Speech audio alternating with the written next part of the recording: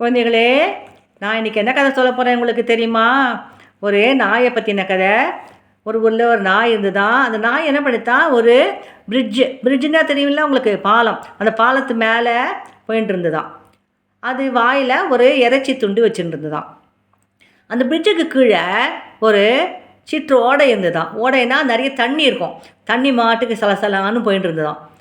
சரி, அது அந்த நாய் பிரிட்ஜு மேலே போகும்போது அந்த தண்ணிக்குள்ளே எட்டி பார்த்துதான். எட்டி பார்த்தோடனே தண்ணியில் என்ன தெரியும் உங்களுக்குலாம் தெரியும் இல்லையா? ஷேடோ தெரியும் இல்லையா? அந்த நாயோட ஷேடோ தெரிஞ்சுதான். அப்புறம் அது வாயில் என்ன வச்சுருந்தது, இறைச்சி வச்சுருந்தது இல்லையா? அதுவும் தெரிஞ்சுதான்.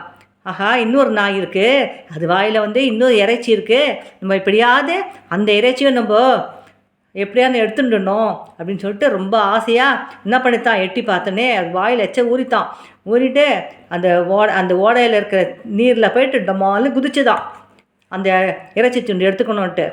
ஆனால் அது ஷேடோ தானே, அது கிடைக்காதது தானே.